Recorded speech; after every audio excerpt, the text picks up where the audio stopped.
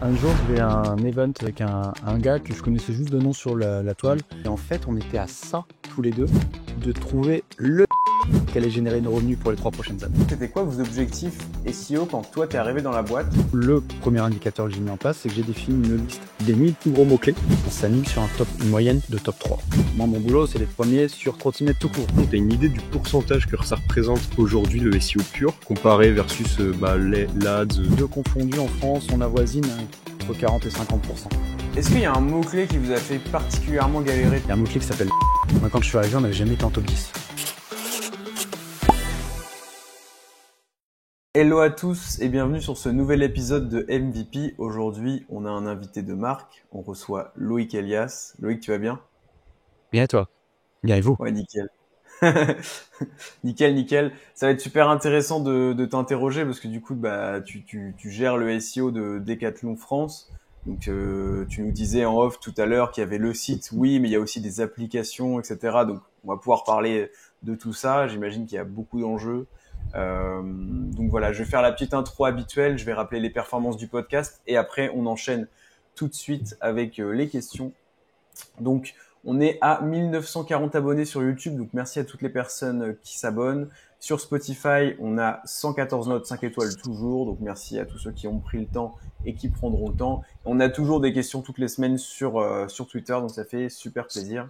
Je rappelle que le podcast est sponsorisé par Linkuma et Totesio. Donc, si vous avez besoin de ces deux solutions-là, vous avez des liens qui se trouvent dans la description. Pour rappel, Totesio, c'est plutôt l'assistant sémantique, intention de recherche, donc pour la partie création de contenu, et Linkuma pour la partie netlinking, pour avoir notamment des backlinks qui commencent à partir de 7 euros. Voilà, écoute, on va tout de suite aller dans le vif du sujet. Est-ce que Loïc, tu pourrais un peu te présenter et nous raconter ton parcours en SEO, parce que j'ai vu sur ton LinkedIn vite fait qu'il y avait quand même pas mal de choses intéressantes. Ok. Alors, je fais la présentation à Decat. Chez Decat, on a une manière de se présenter, donc je vais vous en faire profiter. Moi, je m'appelle Loïc, j'ai bientôt 41 ans. Je suis papa d'une petite fille, Amélia, qui a un peu plus de 6 ans, mariée, on habite sur l'île. Moi, j'ai démarré le SEO il y a à peu près une quinzaine d'années. C'était une reconversion. Auparavant, en fait, j'ai eu un parcours dans la finance. J'étais au guichet d'une banque. Après, il y a eu les subprimes, où je n'étais pas forcément aligné avec ce qu'était la banque et les valeurs. Du coup, j'ai décidé de faire autre chose. Et du coup, j'avais un collègue qui s'était lancé aussi, qui avait quitté Michelin. À l'époque, j'étais sur Clermont-Ferrand. Et ce collègue, en fait, il avait monté un site e-commerce sur Joomla, Virtua Morte. Aujourd'hui, c'est un truc que plus personne ne connaît. Et j'ai vu, en fait, à la base, qu'on pouvait travailler sur une terrasse d'un café. Je me suis dit, mais c'est exactement la vie que je veux, ça. Et du coup, je me suis intéressé au SEO.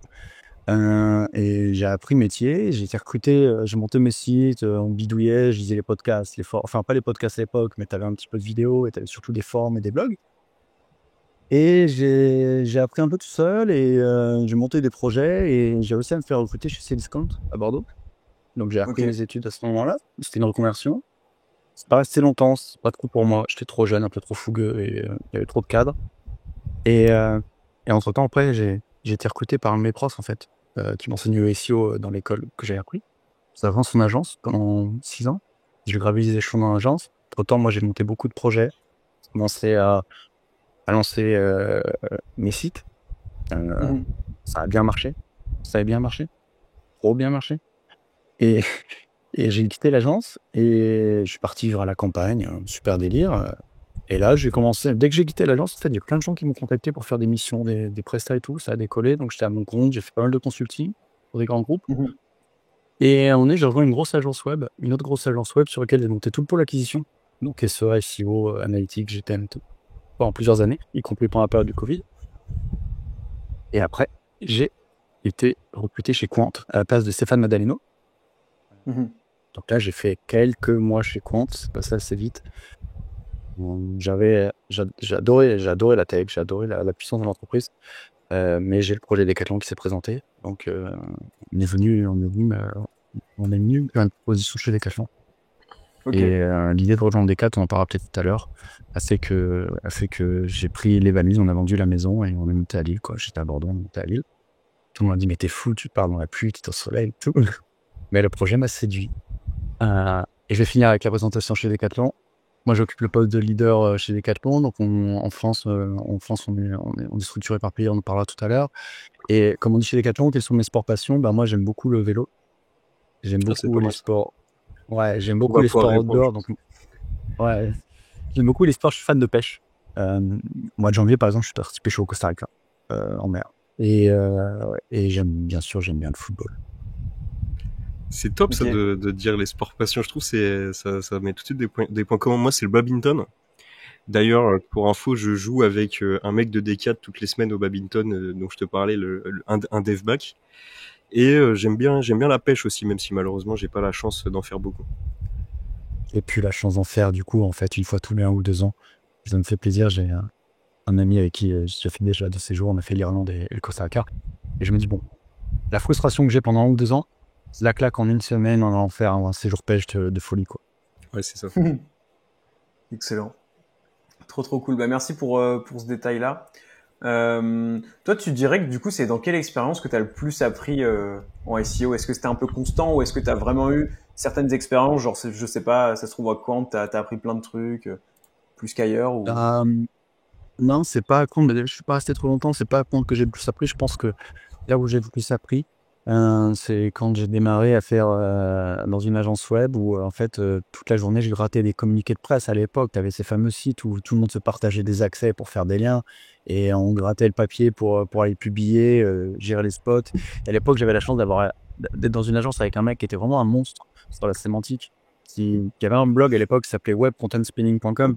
Et en fait, c'est un peu une des personnes qui a démocratisé le spinning à l'époque et qui est toujours, hein, qui était un fou furieux, qui était un mec qui dévorait l'algo, qui dévorait toute la littérature, mais pas que sur Google, c'est-à-dire tout ce qu'il y avait autour, comprendre un petit peu comment c'était monté, qui étaient les gens, quel était leur mindset, pour essayer en fait d'identifier. C'était complètement un fou en fait.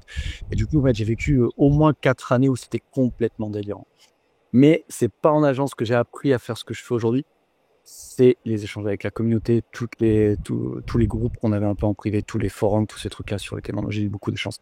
Vraiment, là où j'ai le plus progressé, c'est des fois sur une idée, un feedback, un truc que tu peux avoir dans un event, dans une conf à l'apéro, sur un forum et tout, parce qu'en fait, c'est des déclics, en fait. Ok. Donc, je vais raconter une anecdote. Un jour, je vais à un event avec un gars que je connaissais juste de nom sur la toile. Et en fait, on fait du covoiturage, on monte dans la voiture ensemble. À l'aller, ça se passe, on parle généralité, puis au retour, après avoir bien fait la fête, au retour, on discute un peu. Et en fait, on était à ça, tous les deux, de trouver le truc qui allait matrixer Google et qui allait générer nos revenus pour les 3 prochaines années. Et en fait, à 2 dans la voiture, on l'a débloqué. Les 3 années qui sont parties après, c'était festival. Ah, c'est Bon, ouf. on veut savoir ce que c'est du coup. C'était quoi? C'était Alors, à l'époque, si tu peux nous du spam partager. mixing. C'était du spam dexing, donc sur des éditions de sites, c'était totalement black hat à l'époque. C'était du spam dexing. En fait, on avait trouvé un moyen notamment sur Google Images, en linkant et en générant du contenu à la volée, de prendre toutes les box images. Donc on prenait des montagnes de trafic grâce à la box image. Ok. Très stylé. Et ça a tenu combien de temps? Les 3 ans, ça, du coup, cette technique-là? Ouais, 3-4 ans. 3-4 ans. Après, à un moment donné, il y a eu un fixe qui est passé sur les images. Et du coup, là, après, c'était vraiment un peu on va dire la middle et la longue, enfin plutôt la très long tail qui nous permettait encore de générer du trafic.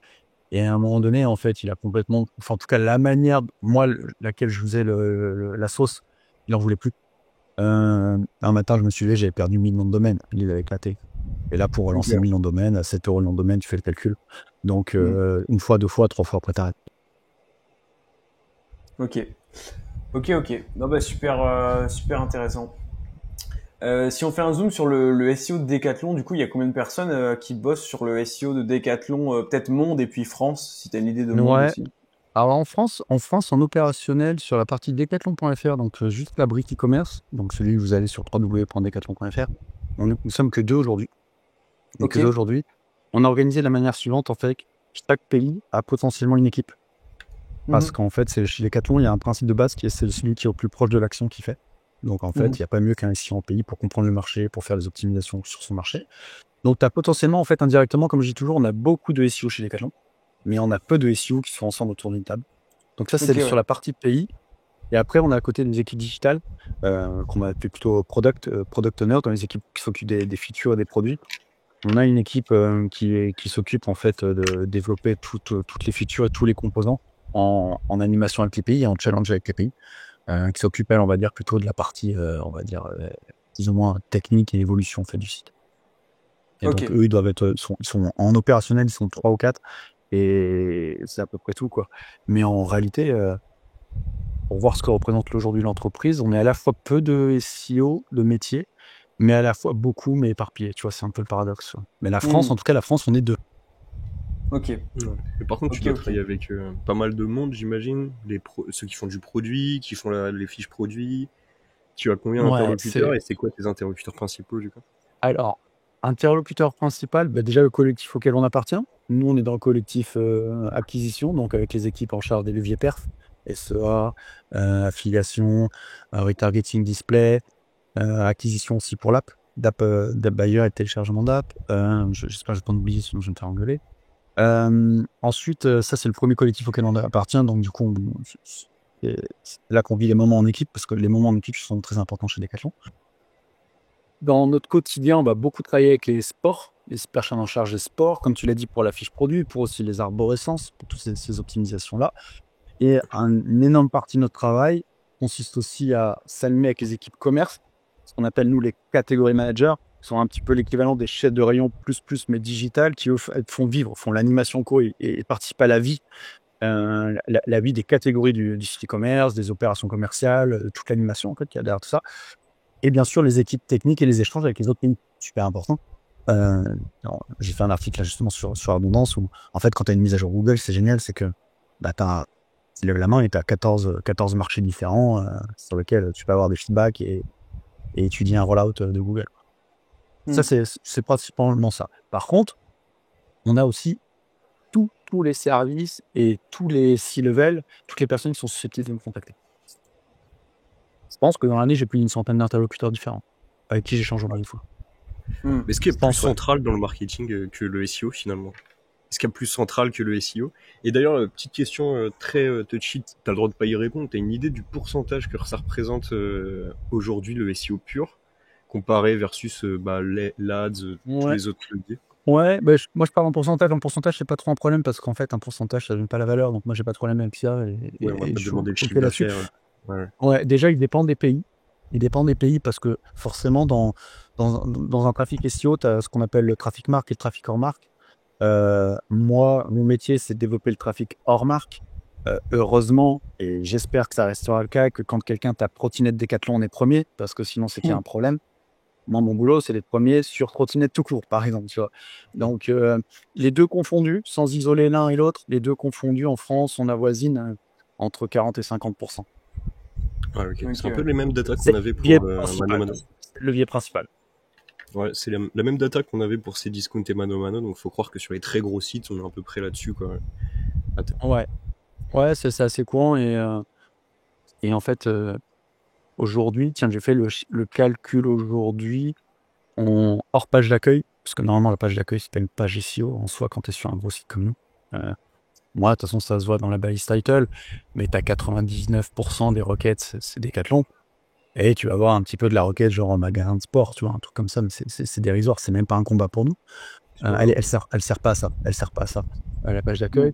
Mais sinon, on a réussi à opérer une bascule qui est plutôt intéressante, où on est descendu à moins de 60% de trafic marque. Donc ça, c'est super cool. Ça veut dire qu'au fil du temps, on a réussi à vachement développer le reste du trafic hors marque. Ce n'était pas le cas quand je suis arrivé en 4 ans. C'était plutôt 80 ans.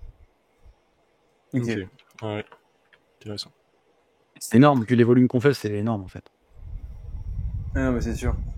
Et je me demande un peu, c'était quoi vos objectifs SEO quand toi t'es arrivé dans la boîte et c'est lesquels, en gros, quels objectifs maintenant versus avant? Est-ce que ça a changé? C'était quoi les top prios? Quels sont les top prios maintenant? Bah, quand je suis arrivé, la personne qui m'a recruté, l'ancienne leader SEO, en fait, n'était pas une SEO de métier, de formation, même. C'était un excellent leader et en fait, elle m'a recruté pour mettre en place un petit peu la partie de la brique, plutôt définir comment on allait travailler, comment on allait pouvoir opérer. Quand je suis arrivé, l'indicateur était tout simplement le trafic SEO. Ok. Brut. au fil du temps, moi, j'ai suggéré, j'ai apporté des KPI intermédiaires parce qu'encore une fois, en réalité, quand tu regardes la manière dont est composé le trafic, notamment sur un site comme Decathlon, tu es extrêmement dépendant de la demande. Ça veut dire quoi? Ça veut dire que je prends une période Covid où les magasins sont fermés, ton trafic il va exploser sur le site sans que tu sois forcément mieux positionné.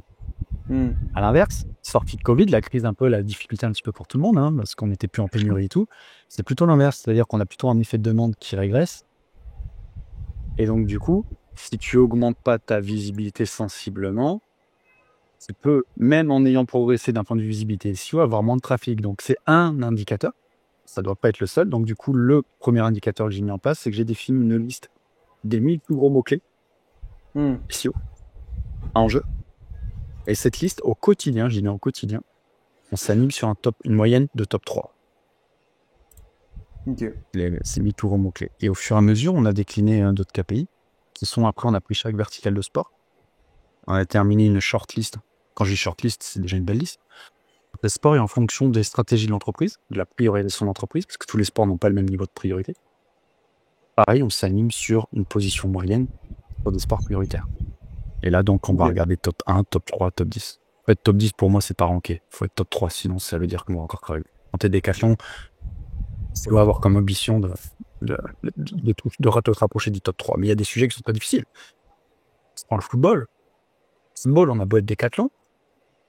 Le football, les maillots de foot, les équipementiers, les marques de foot, tu vois, c'est une vraie bagarre. Là, Decathlon est probablement moins attendu par les utilisateurs. Par contre, si tu prends le camping ou la rando, historiquement, on est un acteur très très fort. Ouais, et puis au niveau de l'intention de recherche. Excuse-moi, vas-y. Non, t'inquiète. J'avais passé votre site dans HelloScan pour voir un petit peu les positions. Bon, j'imagine que sur la volumétrie des requêtes et tout, c'est pas forcément fiable. Mais j'avais vu qu'un des mots-clés qui, a priori, vous apporterait le plus de trafic, encore une fois, c'est des estimations, tu vas pouvoir confirmer ou non, c'était vélo électrique, qui était pas mal. C'est pas le plus gros mot-clé depuis des années. Ok. Non, le plus gros mot-clé, mais c'est bizarre qu'HelloScan n'ait pas vu. Le plus gros mot-clé aujourd'hui, parce que tous les outils peuvent lire, parce que tous les outils le voient, c'est accessible, c'est public, c'est trottinette électrique depuis 3 ans, le plus gros mot-clé en volume. Ok, ça marche.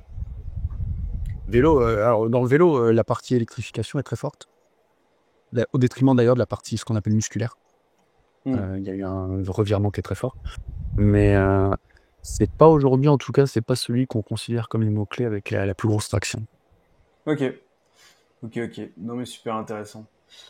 Est-ce qu'il y a un mot-clé qui vous a fait particulièrement galérer? Tu parlais un peu du foot tout à l'heure. Est-ce que, je sais pas, il y a un mot-clé où vous avez galéré pendant longtemps, vous vous disiez on n'arrive vraiment pas à se positionner bien Ouais, il y en a un, j'en parle tout le temps. Il y a un mot-clé, j'en ai déjà parlé, je vais me redire, mais il y a un mot-clé qui est marrant en fait, qui est génial. Et en fait, c'est ça, c'est le mot-clé qui résume le mieux ce qu'on doit faire et comment on doit interpréter, je pense, notre métier. Il y a un mot-clé qui s'appelle maillot de bain femme. Moi, quand je suis arrivé, on n'avait jamais été en top 10. Et pourtant, on vend beaucoup de maillots de bain et nos maillots marchent très bien. La particularité de cette requête, c'est que en fonction de la période de l'année, l'intention de l'utilisateur et l'attente de l'utilisateur, elle n'est pas la même, et Google réagit très bien. Au mois de septembre, la majorité des gens cherchent un maillot de bain pour faire de la natation. Maillot de bain femme, natation. Mais ils vont pas dire natation, juste la requête maillot de bain femme. Ça fait 2-3 ans, on arrive à plutôt bien figurer. On a même, je crois, touché top 3, top 4. C'est vraiment une requête vraiment, vraiment balèze. Et le problème de cette requête, en plus, c'est que c'est pas très cher un maillot de bain. Donc, du coup, pour la compenser en AdWords, c'est tricky, tu vois.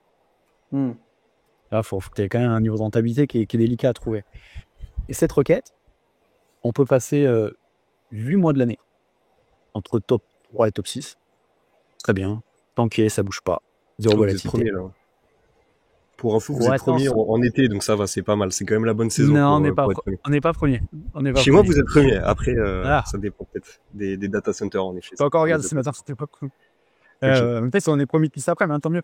Mais d'ailleurs, tapez maillot de bain femme Decathlon et allez cliquer sur le lien Decathlon. Tu vas pas allez, c'est parti. Et en fait, pour faire simple, dès qu'on arrive l'été, c'est de la fashion. c'est des maillots de bain pour aller sur la page, trendy. Nous, on a des maillots de bain entre 10, 20, 30 euros. Et là, on bascule sur des maillots de bain à 70, 80, 100 balles qui sont très mode. Google, il nous dégage et on est en bas de page ou des fois même, on sort de la page. On sort de la première page. Et il nous remet en septembre, on n'a rien fait. Ah oui, ok. C'est marrant. Ouais, c'est incroyable. Ok, L'intention n'est pas du tout la même. Mais je pense C'est qu'en fou fait, parce que c'est du love boost. C'est du love boost. Et en fait, ouais, les gens, ils arrivent sur Decathlon, tac. Et j'en parlais hier avec mon responsable. Et je disais, on veut level up sur cette requête. Il faut qu'on travaille avec les équipes e-commerce sur les flores de produits. Parce qu'en fait, tu as toujours un algo qui range des produits dans une catégorie e-commerce, en fait. Et de se dire, est-ce que en fait, on ne devrait pas détourner l'algo et faire un override sur la manière dont on présente les articles pour pousser au maximum nos maillots de bain trendy, un peu surf, un peu trucs comme ça pour essayer de les remonter, pour essayer un peu d'influencer le boost. C'est marrant parce que ça montre que l'algo il est quand même très réactif quoi, pour réussir à comprendre de manière saisonnière que là c'est plus comme tu dis maillot de bain sport parce que c'est l'hiver, c'est la piscine, etc. Mais je pense pas qu'il comprend quelque chose, moi. Ouais, je pense qu'en fait le comportement utilisateur est pas le même et en fait il a juste. Ouais, c'est une folie, hein. C'est une folie. Ouais, c'est sûr. Ouais, c'est une bonne étude. Mais de toute façon, même, c'est la direction dans laquelle Google doit aller techniquement, c'est s'inspirer des algos TikTok, etc. Temps de session, nombre de clics, rétention. Enfin, c'est partout pareil en vrai. Hein, les métriques internautes, c'est quand même les plus parlantes. Ouais. En fait, l'intelligence collective. T'as des mineurs qui sont mes clients, hein, les utilisateurs. T'as des ouvriers gratuits qui vont noter les SERP. T'as juste à regarder ce qu'ils font. C'est mieux. Clair. C'est incroyable. T'as plus besoin de te faire chier à computer un algo de malade. Ouais, donc toi, t'es plutôt SEO on page, qualité du site, UX, temps de chargement, design que netlinking, Black Hat, stratégie un petit peu plus. Ça. C'était ma spécialité, mais j'ai pas besoin de pousser sur ça. Aujourd'hui, c'est pas mon sujet. Aujourd'hui, si on veut développer un peu d'autorité, on a suffisamment de gens dans les services de brand, de com et tout pour aller déployer des dispositifs. On a juste à se greffer à ces dispositifs qui sont déjà incroyables pour essayer d'aller saupoudrer de SEO. Ok. J'avais juste une petite question avant de reprendre le fil. Tu disais que tu avais une liste de mots-clés, en gros, que tu traquais en top 3. Donc, tu parlais, je crois, de 1000 mots-clés, ce qui est assez énorme. Parce ouais, c'est ce qu'on appelle le Big Rocks. C'est ceux sur lesquels il y a plein d'alertes si ça décroche. Ok. Et comment, justement, sur des mots-clés comme ça, sachant que tu peux... je vais pas influencer la réponse, mais comment tu fais pour une page spécifique de... t'es passé en top 5. C'est quoi les actions que tu mets en place pour potentiellement reprendre le top 3 le plus rapidement possible? Ouais. Alors déjà, on surréagit pas. On réagit pas dans la journée. De toute façon, c'est pas possible avec 1000 mots-clés. L'idée, c'est déjà de prendre en compte est-ce qu'on a eu des incidents sur le site qui pourraient justifier un décrochage, une page indisponible, un déploiement, tu vois, tous ces trucs-là. Donc, tu as déjà tout ce suivi des tickets. Ça, tu le fais soit en remontant les tickets d'incident, soit tu jettes un œil sur un outil de crawl. Nous, on utilise OnCrawl. J'ai pas de problème avec ça, mais il y en a d'autres qui le font très bien. Booktify doit bien le faire, et il y a plein d'autres outils qui le font très bien. Regarde si tu n'as pas eu de problème sur cette page, si tu n'as pas eu ton crawl qui s'est effondré, les status codes. Parce que le problème, c'est que toi, tu peux regarder, tu peux voir ton mot-clé, en fait, qui va te dire ta page, tu arrives sur ta page et tu vas te dire, mais j'ai pas de problème, la page, elle n'a pas bougé et tout. Mais peut-être qu'en fait, quand tu vas regarder dans tes crawls, tu vas peut-être te rendre compte, c'est un truc tout bête, hein, mais que tous les soirs, entre minuit et 4h du matin, cette page, elle passe en 404. Parce qu'il y a une mise à jour d'un flux, parce qu'il y a une mise à jour d'un truc qui tourne, d'un batch qui tourne toutes les nuits, et ça la craque. Toi, tu arrives le matin, tu vois ta page qui est tombée, tu vois ta page qui est live, ce que tu as envie de faire, c'est te poser la question, est-ce que c'est ma title, est-ce que c'est mon maillage, est-ce que c'est mon contenu? Non. Là, regarde, quelle est la stabilité de ta page? Est-ce que tu n'as pas eu, par exemple, des épisodes de non-index qui pop la nuit, on peut tout voir, hein. Tout peut arriver sur des gros sites comme ça. Il y a beaucoup de gens qui interviennent sur le site. Donc ça, c'est la première chose. Deuxième chose, et la première que je vais regarder, c'est est-ce que mon catalogue est sensiblement le même. J'ai un truc tout simple. Google, entre une page qui a 500 produits, enfin une page liste qui affiche par exemple 500 références, il sait lire ça. Il regarde la pagination, il sait tout voir ces éléments. Et une page qui a 4 produits, il y a de grandes chances que tu sortes en fait. Moi je le constate tous les jours et ça c'est une certitude. Je vois dès que tu as une page de catégorie, catalogue qui passe à 0 produit, te déférence dans les 48 heures. Sans recul. C'était normal. C'est tout à fait normal. T'as pas d'offre. T'as pas à être là. Donc là, je regarde si j'ai jamais un mouvement brusque sur l'offre. Tu vois, on parle même pas encore de trucs SEO. Enfin, si, il y a un peu l'analyse des logs et la technique, mais tu peux le faire sans être SEO. C'est-à-dire, est-ce qu'il y a des problèmes, des choses qu'on attaque. Ouais, je vais regarder mon intention. Est-ce que, en fait, l'intention de la requête, est-ce qu'il y a un effet saisonnalité? Qui sont les gens dans la serve? J'ai eu un cas où j'ai perdu une énorme requête générique sur un terme de sport. Et en fait, Google, il avait décidé de mettre des recettes de cuisine sur la serve. C'est pas grave. Ça, c'est pas moi qui fais un problème. Le problème n'est pas chez moi. Il y a une interprétation de l'intention qui est différente. Une autre grosse requête, il avait décidé de plus mettre de site e-commerce. Il a mis que des sites informationnels. Je vais pas aller mettre 8000 mots sur la page pour changer le scoring. Donc il y a toutes ces choses-là à faire. Jamais surréagir. Tu vois. Regardez tous ces trucs-là. Souvent, tous ces trucs-là, tous ceux que j'ai parlé là, ceux dont j'ai parlé, la meilleure chose à faire, c'est pas toucher. C'est pas grave. C'est pas grave en fait. C'est pas toi qui as fait une erreur. Ensuite, par contre, ce qui peut arriver, c'est d'avoir des concurrents un peu plus agressifs qui me sortent. Ça peut arriver. Là, généralement, t'as plusieurs choses. Soit tu pousses un tout petit peu plus le image interne, tu lèves le curseur sur l'image interne, tu vérifies que ta title, elle va bien. Un truc très simple aussi, une fois que je crois que c'est Paul Sanchez qui m'avait aidé à débloquer, on avait discuté comme ça et j'avais un problème sur une requête. Et en fait, il m'a fait raccourcir la title. C'est tout bête. Il y avait trop de choses dans la balise title. Il m'a dit le mot-clé, Pike, Decathlon. Une semaine après, on avait repris le top mot-clé.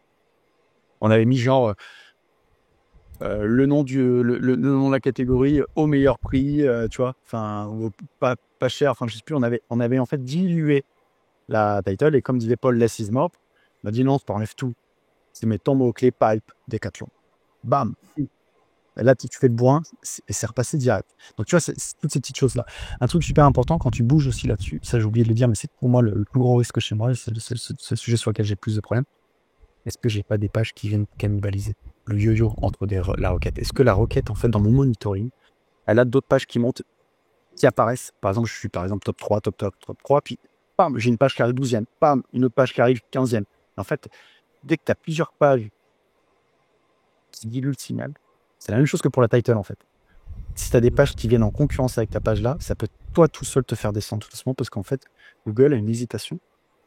Et en fait, quand il y a un doute, il n'y a pas de doute pour Google et tout doucement, tu peux décrocher. On a résolu pas mal de problèmes comme ça, où en fait, on a juste cuté les pages qui étaient d'un point de vue sémantique beaucoup trop proches ou carrément des fois dupliquées. Enfin, dans un autre univers, tu vas voir la personne dans le running qui va faire une page qui va s'appeler chaussures de running homme, et puis tu vas voir quelqu'un d'autre qui va être dans l'arbo homme. On a des entrées sport, puis on a des entrées genre, homme, femme, enfant. Et dans l'arbo homme, il va aussi te créer chaussures running homme. Il va vouloir l'adresser. En fait, ils vont se croiser. Bah, pour toi, c'est la pire chose, ça te fait shooter. Et ensuite, on va dérouler le truc tout simple. Vérifier ma top description. Quand tout est en fait, tu as des basiques, tu coches. Il faut d'abord regarder tous les basiques. On touche pas aux éléments SEO. Chaque élément SEO que tu touches, c'est un risque de descendre encore plus bas. Si tu as été positionné avec ces éléments SEO, il y a la probabilité qu'il faille les changer, elle est beaucoup plus faible que résoudre un problème externe SEO. Comme je dis toujours, normalement, nous, quand on est au top 3, on ne touche pas. J'ai tout un process, un arbre heuristique, où en fait, ça, tu touches en dernier, ça, tu touches en dernier, ça, tu touches pas. Et si tu es top 3, la seule chose que tu fais chez nous, c'est de pousser le maillage interne et ajouter un petit peu de contenu sur la page. Et si tu es top 3, c'est que tu es déjà proche. C'est qu'il ne manque pas grand-chose et qu'il ne faut surtout pas commencer à aller toucher les titles, à aller faire des trucs qui ont un impact très fort.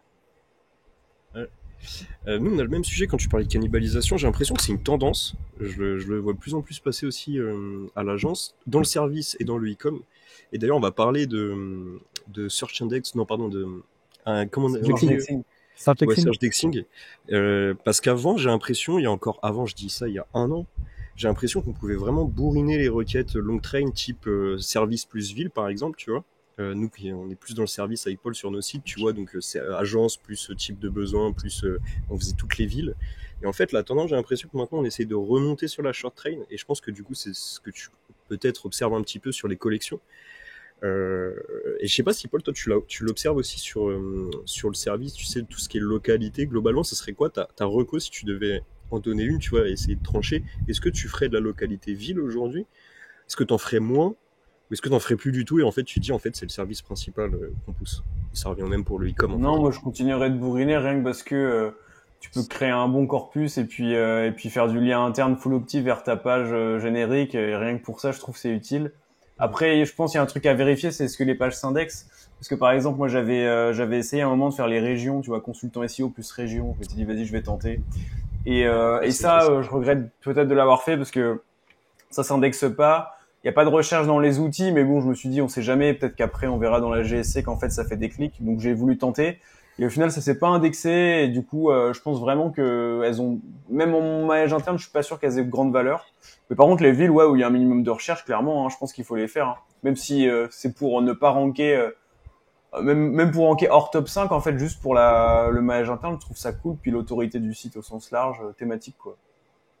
Après, C'est super intéressant ce que vous dites parce que Gary, le coéquipier qui travaille avec moi, très bon SEO aussi, c'est lui qui a mené un projet local où en fait on a essayé d'aller enrichir.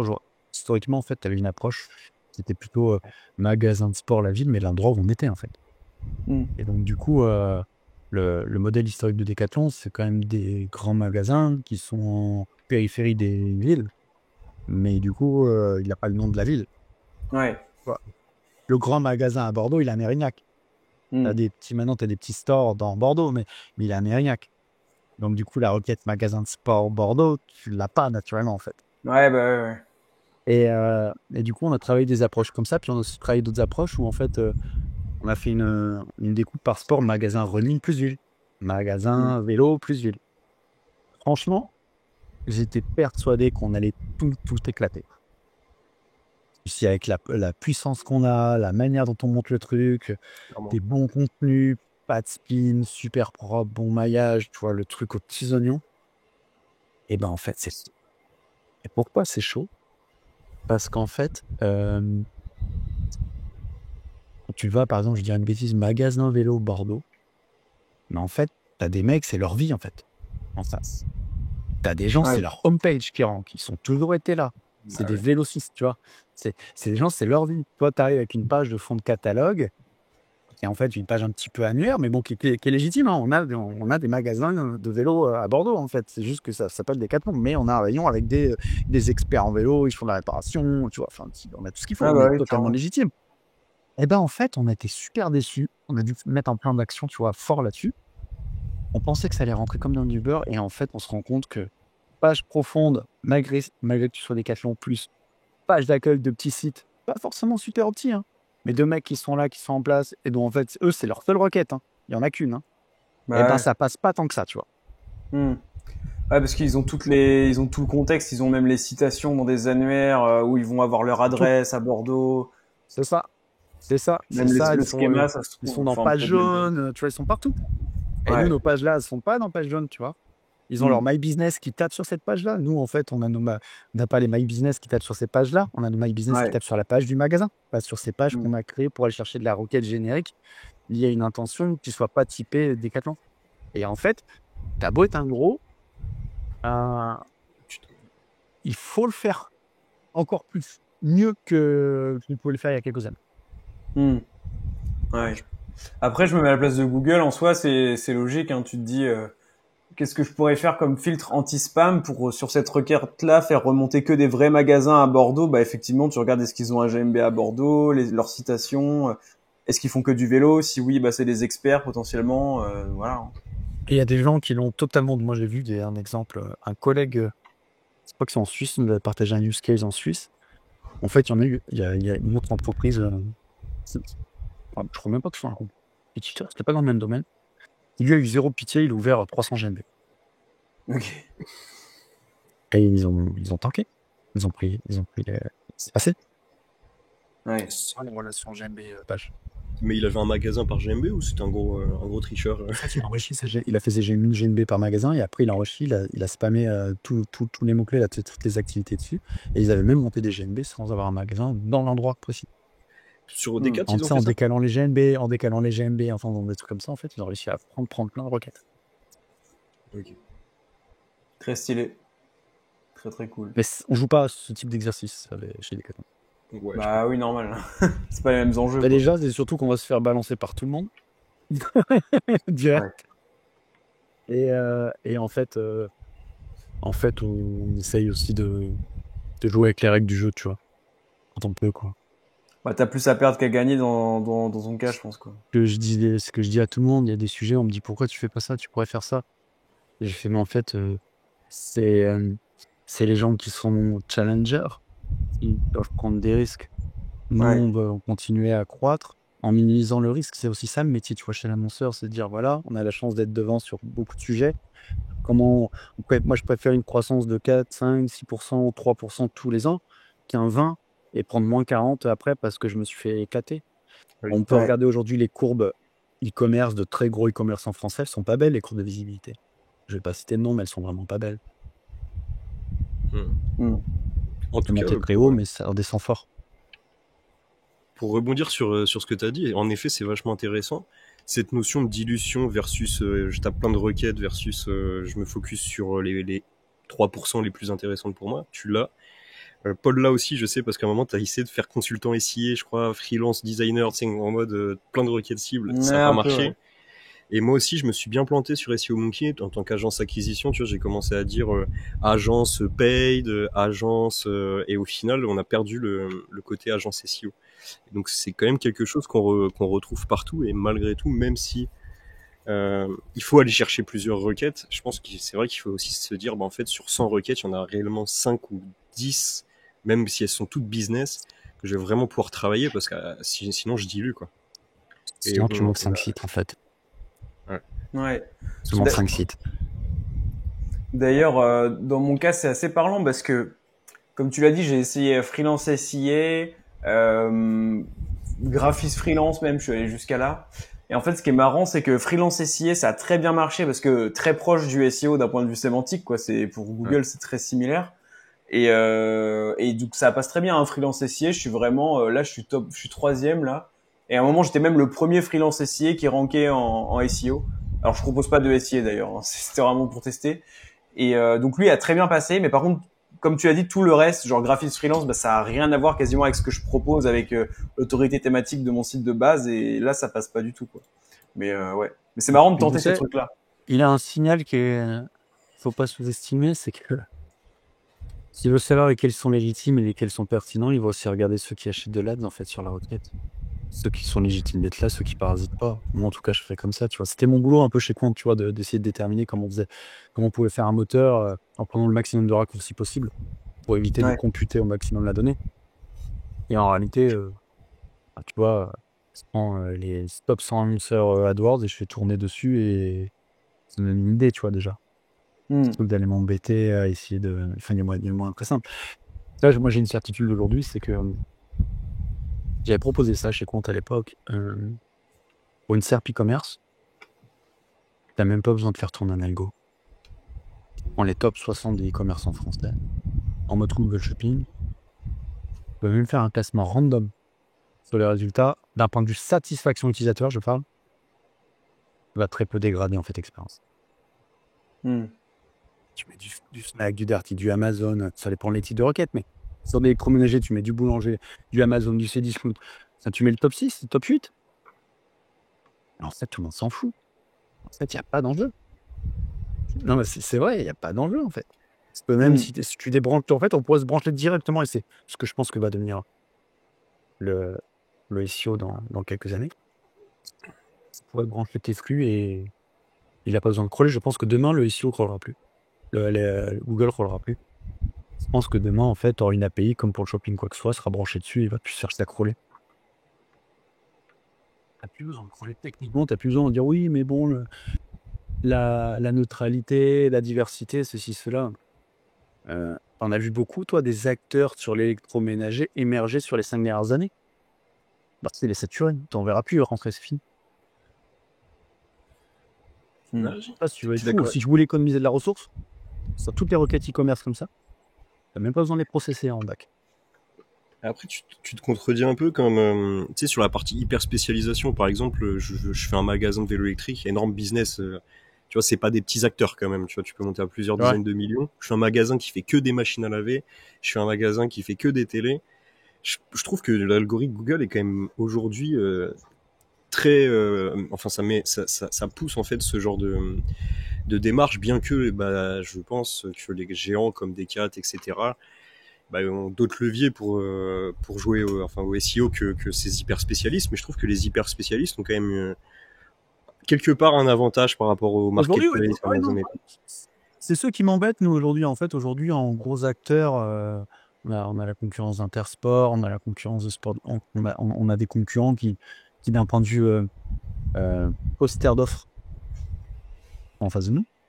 Par contre, ceux qui vont nous manger, c'est ceux qui nous prennent par le bas, dans une Ouais, verticale.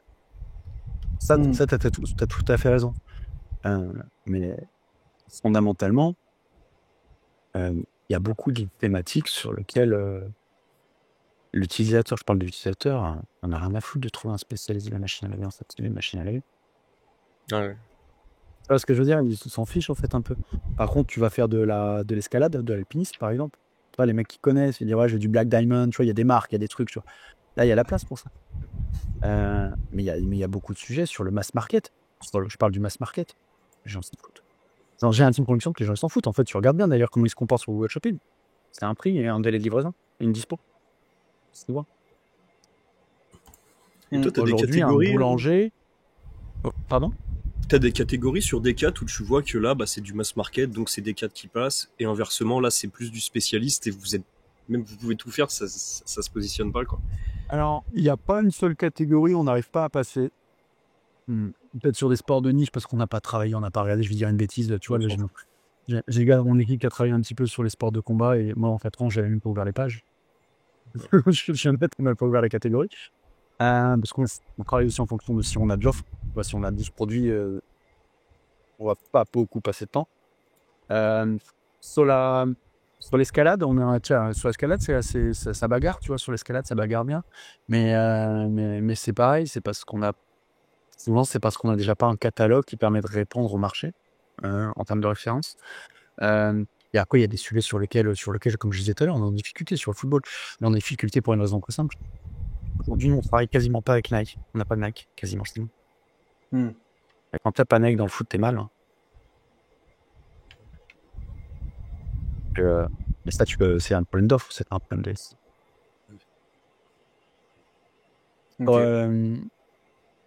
Depuis qu'on a la marketplace, depuis 4 ans qu'on a marketplace, on a moins ces problèmes, comme tu disais. Avant, on avait ces problèmes parce qu'on ne vendait que nos produits, que ce qu'on avait fabriqué. Maintenant, avec la marketplace, on est quasiment capable, si on voulait appuyer sur un bouton, on est quasiment capable d'avoir le meilleur poster d'offres sur tous les sports, techniquement. Si on en avait la vente. À moins qu'un partenaire ne veuille pas être référencé chez nous ou quoi que ce soit, mais techniquement, en fait, on n'a pas de contraintes. Super intéressant. Tu dirais que c'est quoi au quotidien les 20% d'actions qui vous apporteraient 80% des résultats? Qu'est-ce qui provoque le plus de résultats? On va peut-être parler de search indexing après. J'imagine que ça doit être assez un bel enjeu chez vous. Ouais. C'est assez rare parce que j'ai intervenu aux idées la semaine dernière. Et l'action qui nous procure le plus de résultats, c'est le monitoring et la vigilance des régressions. En fait, ça sert à rien d'aller chercher de la croissance si tu as des trucs qui s'effondrent. Les régressions, c'est pas forcément des régressions techniques. Je serais même tenté de dire des régressions techniques. Tout est plutôt bien sous contrôle aujourd'hui. Mais comme en fait, la particularité, c'est que le site il vit et le site, il y a une multitude d'intervenants. C'est de travailler dessus. C'est pas notre chasse gardée. On a peu d'endroits sur lesquels il n'y a que nous qui pouvons toucher. C'est déjà d'avoir des énormes sondes, des énormes systèmes qui permettent d'identifier toutes les erreurs, que ce soit des erreurs techniques, gestes métiers, incompréhension, ou tout simplement des publications ou des choses en fait qui n'auraient pas eu lieu d'être pour une raison ou pour une autre. Tu vois, c'est pas que des erreurs humaines, c'est c'est jamais de l'incompétence en fait. Je vous ai donné tout à l'heure l'exemple des chaussures running homme, 2 personnes le target dans un sens. Donc ça, c'est la première chose. La deuxième chose, en fait, et ça, c'est notre quick win, quand tu as des produits, ou la page. C'est-à-dire qu'en fait, on a un catalogue avec la marketplace qui est énorme. Et en fait, la première chose à faire, c'est d'être sûr de brasser correctement ton catalogue, donc de couvrir toutes les requêtes qui puisse mener à tes produits sans jamais cannibaliser. Quand je suis arrivé chez Decathlon, on avait 3500 catégories. La première action que j'ai faite, c'est de monter à plus de 22 000 catégories. Comme c'était plus grosse page, c'est les pages sur lesquelles tu as le meilleur taux de conversion. En fait, on brassait pas toutes les requêtes. C'est-à-dire, j'ai pris un truc très simple, c'est de dire chaque fois que j'arrive au dernier nœud d'une catégorie, d'une arborescence, donc quand on dit arbo, c'est un sport ou un genre, automatiquement, j'ai un script qui, pour chaque dernier nœud, me comptabilise le nombre de produits que j'ai dans la dernière catégorie, donc dans la catégorie la plus basse. Si j'ai plus de X produits qui restent, ça déclenche un warning en disant est-ce qu'il y a oui ou non opportunité d'ouvrir une sous-catégorie. Et en fait, c'est déplier les arbres de manière automatisée. Quand tu as un catalogue marketplace que tu ne maîtrises pas, qui est passé en 4 ans de quasiment 0 produit à plusieurs centaines de milliers. Donc du coup, le catalogue arrive plus vite que nous, on ne l'inverte en SEO. Donc du coup, c'est comment, de manière semi-assistée, tu déclenches et tu couvres les opportunités nouvellement créées par ton catalogue. Là, on rentre dans le C'est le meilleur truc. C'est le meilleur truc. C'est est-ce que sur ce mot-clé, où tu as le produit, tu as la page. Ouais, on rentre dans le sujet du search indexing. Je pense qu'on peut y aller parce que on est complètement dedans. C'est à partir de combien de produits que tu te dis, ok, là, je peux faire un listing 3 produits. Ouais, alors, moi, j'essaye de dire 4 parce que 4, ça correspond à un floor, c'est-à-dire une ligne complète. Ok. J'ai pas toujours respecté Marocco, mais de toute façon, en fait, que je la respecte ou que je la respecte pas, en dessous, il en veut pas. Google. Et du coup, vous utilisez des outils pour faire du search indexing ou tout est fait maison? Tu nous disais, du coup, c'était ça. On travaille avec Verbolia, nous. On travaille avec Verbolia, c'est de notoriété publique. On était un des premiers clients, historiquement. 4 ans que c'est avec Verbolia. On a aussi beaucoup aidé à faire grandir le produit. Ils sont énormément à l'écoute. Et donc, du coup, nous, on fait pas de search indexing en réalité. Le search indexing, comme l'ont fait des intervenants, c'est quasiment de manière automatique ouvrir des pages en fonction des requêtes des utilisateurs, soit que tu as importé, soit qui sont saisis dans le moteur de recherche interne. La notion de search indexing violente, brutale, c'est celle-ci. Nous, on travaille de la manière suivante, c'est il y a des pages listes qui ne sont pas possibles à créer dans nos catégories actuelles. Plein de raisons. De temps, de volatilité, d'archi, plein de choses. Verbolia nous permet de les ouvrir. Il n'y a pas une page sur Verbolia qui a été ouverte sans qu'il y ait un humain qui l'ait vue. En fait, c'est plus après, des fois, il y a des batchs où on en a rentré quelques-unes, enfin, tu vois, mais il y a toujours une revue. Après, il y a des coquilles, il peut y avoir des trucs, parce que quand tu tapes des listings de pages, tu peux passer à travers certaines choses.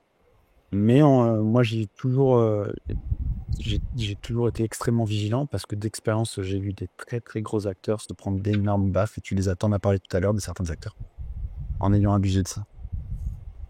Il y en a qui continuent, il y en a pour qui ça marche très bien. Moi, j'essaie d'être extrêmement... encore une fois, c'est pas à moi de me mettre en risque. Clairement. On ouvre, on a les produits, on continue. Comme un bon père de famille. Ok. Donc en fait, toi, le search indexing, entre grandes guillemets, c'est pour toi, c'est plus des alertes, en mode là, j'ai une possibilité d'ouvrir une catégorie. Et inversement, est-ce que tu as des alertes pour là, attention, il faut que je ferme un listing parce que j'ai plus assez de produits ou il n'y a plus assez de... alors, avec Verbolia, l'avantage, c'est qu'en fait, on a un système on peut définir, et à la page ou override local sur la page ou global, donc système rules global et ensuite règle locale. Si moins de X produits, je fais 301 ou 302 vers la page que j'ouvre. Ou automatiquement vers la page sémantiquement la plus proche. Ça marche très bien, ça fait le job. Et puis, s'il y a un produit qui revient, la page redevient 200. Ça me va très bien. Ok. Il n'y a pas le temps de gérer des intégrations avec revenez, capture d'email et tout. Pas le temps. Ça faut être pragmatique. Surtout sur... Et là, actuellement, vous êtes toujours en train de monter en termes de volume sur les listings ou vous êtes stable parce que ça y est, vous avez atteint... Ça fait un moment qu'on bouge quasiment pas sur les listings. Pourquoi ? Parce qu'en fait, moi, j'ai des ratios internes. Je calcule un taux de brassage en fait, de mes produits. C'est-à-dire que je fais une relation entre mes produits, le nombre de pages listes par univers. Et en fait, et je me compare avec d'autres pays et les autres pays. Et en fait, il y a un truc qui est très simple, c'est que tant que ton ratio ne se dégrade pas, ça veut dire qu'il y a probablement peu d'opportunités d'ouverture. permet de te dire, tiens, ce produit, il est en moyenne adressé dans 2, 3, 4 catégories ou pas du tout. C'est ces ratios-là qui permettent de dire s'il y a des opportunités qui se déclenchent. Donc, on en ouvre, on en ferme. Il y en a qui usent tout seul, comme je disais, avec ce système-là. Après, ce qu'on a toujours fait avec Verbolia, c'est que quand il y a une page qui explosait dans l'Herbolia, c'est toujours posé la question de la réintégrer dans les arborescences traditionnelles. Et on l'a fait. Et on le fait régulièrement. Pourquoi ? Parce que les pages Verbolia ne sont pas maillées dans l'architecture du site. Ok. Elles sont À part en maillage, donc elles ne sont pas dans les arbres, dans la navigation, pardon, dans le chemin de navigation, elles y sont pas. Et que s'il y a un vrai interne utilisateur, il y a des vrais perfs, c'est qu'elles doivent être intégrées dans la navigation. Elles s'indexent quand même si elles sont pas du tout intégrées. Elles sont vraiment orphelines, juste sitemap XML. Ouais. Sur des sites comme Decathlon, ça marche. Ça peut faire tourner Verbolia avec juste le sitemap. Okay. Nous, on les a un peu intégrés en maillage, mais pendant les 2 premières années, même 3 premières années, il n'y a jamais eu un lien vers une page Verbolia sur le site. En fait, c'est de l'A/B testing de listing. Hein. Tu vois celles qui marchent, tu les remontes. Celles qui déconnent, tu les sors. Oui. C'est bien. Et puis Verbolia te permet d'avoir une agilité technique, des fois que tu peux pas avoir en interne, parce que ton micro sujet sur ta page liste n'est pas toujours priorisé, ou il doit attendre parce qu'on est sur un refacto d'un truc. Tu vois. Ouais, c'est bien. C'est un peu notre terrain de jeu sur lequel on s'est éclaté, nous. Et ça a très très bien marché, puisque Verbolia aujourd'hui est une solution en tout cas qui n'est pas contestée chez nous. Quoi. Ok. Et vous montez à max combien de catégories par produit en faisant ça ? Parce que j'imagine 22 000 catégories, tu finis avec des produits qui sont en 70 catégories, non ? Non, ce que je te disais, entre 3 et 4 max. 3,4 exactement le dernier ratio. Ok. Ouais. Non, ça reste clean. Ouais. Ok. Après, tu peux en avoir un qui est dans 30 et puis dans un qui est dans une. Tu vois, c'est le problème des statistiques. Mais après, quand tu fais par l'univers, c'est à peu près bien. Et puis encore une fois, chez l'annonceur, tu as 8000 sujets. Du coup, en fait, tu fais tes ratios impact, criticité, emmerde aussi. Parce que tu as des sujets qui sont très lourds à porter et qui ont peu d'impact. Moi, je préfère me concentrer sur les sujets qui ont beaucoup d'impact et qui prennent très peu de charge pour l'équipe. Sinon, tu peux calculer toujours avancer des projets fil rouge, parce que sinon, tu montes jamais de grands projets. C'est-à-dire, les projets qui peuvent sortir que dans 2 ans, il faut quand même les alimenter, parce que sinon, tu les lances jamais, ceux-là. Donc, il faut garder un flottant pour pouvoir animer, travailler ces projets qui vont mettre longtemps à sortir, parce que sinon, en fait, tu fais jamais de super déploiement et de killer feature. Ok. J'aurais une question à vous poser sur le GEO. Juste avant, je fais un petit rappel des sponsors, comme on doit être à peu près au milieu de l'épisode. Donc pour ceux que ça intéresse, vous avez des liens vers Linkuma et Totesio. Enfin, je dis milieu de l'épisode, ouais, on va peut-être... on est là jusqu'à 23h, Loïc, de toute façon. on est au Non, mais il nous reste quelques questions, mais après, elles sont plus courtes de toute manière. Elles vont être plus courtes. Est-ce que vous vous intéressez un peu, j'imagine que oui, au GEO, et puis voilà, le fait d'apparaître, pour ceux qui savent pas encore ce que c'est là dans les auditeurs, d'apparaître dans les IA, dans les réponses IA, pourquoi pas AI Overview, AI Mode, qui seront inclus dans Google, normalement dans pas si longtemps que ça en France, enfin, on verra, mais voilà. Vous pensez à tout ça, j'imagine ? Ouais. Alors, deux choses là-dessus. Bien sûr qu'on y pense. Bien sûr qu'on a regardé ce que ça représentait en termes de trafic jusqu'à maintenant. Aujourd'hui, c'est très faible. Par contre, tu ne vois que la partie qui a cliqué, donc la partie émergée de l'iceberg. Donc, je peux supposer que c'est 10-15 fois plus de mentions, en tout cas. Le truc, c'est pas tant de mesurer les mentions, c'est de mesurer la qualité des mentions, comment en fait, le ressentiment, le calcul du ressentiment sur la mention. C'est ça qui m'intéresse. Quand on dit, ok, donne-moi une bonne chaussure de running, ou est-ce que les chaussures de running Decathlon sont bien ? Oui, mais en fait, qu'est-ce que répond l'IA en fait ? Parce que la différence de l'IA, c'est que l'IA fait une interprétation. Et donc, du coup, elle se base pas que sur la donnée que tu lui donnes, elle se base sur la donnée qu'elle a agrégée sur le web et elle se forge un avis en fonction de différents critères. Nous, c'est un sujet. Par contre, moi, je suis assez pragmatique. Ça va probablement nous péter à la figure dans les 6 à 10 prochains mois. Mais quand même, à l'heure actuelle, en fait, de ce que j'ai pu constater, j'ai eu la chance d'être bêta-testeur sur un outil de suivi de visibilité sur les IA et de calcul de ressentiment que j'avais trouvé sur Reddit. Tu vois, sur le subreddit SEO. Truc beaucoup sur Reddit. Il y a un ami qui a sorti ça. Le Reddit américain, du coup ? Ouais, sur Reddit américain. Je me suis mis dessus il y a peu, c'est vrai que c'est pas mal. Hein. Il y a du monde et tout. Ouais, c'est pas mal, ouais. Et en fait, Moi, ce qui m'a... C'est pour ça que j'en ai fait, c'est que, en réalité, les IA aujourd'hui, elles ont fait quoi? Elles ont crawlé Google, en fait. Et les IA, elles n'ont pas un algo à identifier, qu'il y avait un algo qui tenait en tout cas des calculs vachement différents, en fait, de ce qu'avait pu classer Google. Aujourd'hui, en tout cas, moi, sur les échantillons qu'on a pu analyser chez nous, quand on était très bien dans Google, on est plutôt très bien dans les IA. Ça, c'est ce qu'on a vu à l'heure actuelle. Je pense que l'étape d'après, ça va être vraiment qu'elles aient leur propre moteur, leur propre crawler. D'ailleurs, elles crawlent. On en parlait tout à l'heure avec le Product Owner SEO chez nous. Le crawling des IA, il est ignoble. C'est n'importe quoi. Il génère des URL qui n'existent pas quand il ne sait pas quoi répondre. Ouais, c'est une folie. Il peut hitter une 404 200 fois dans la seconde. Ils sont fous. C'est un petit peu fou. Du coup, d'un point de vue Ops, il avait plutôt tendance à être assez vigilant là-dessus sur l'aide permission. Parce que aujourd'hui, c'est assez peu. Par contre, j'ai eu des échos comme quoi dans certaines thématiques, aujourd'hui, ça pouvait déjà représenter entre 5 et 8%, donc ça va très vite. Ça va très très vite. Le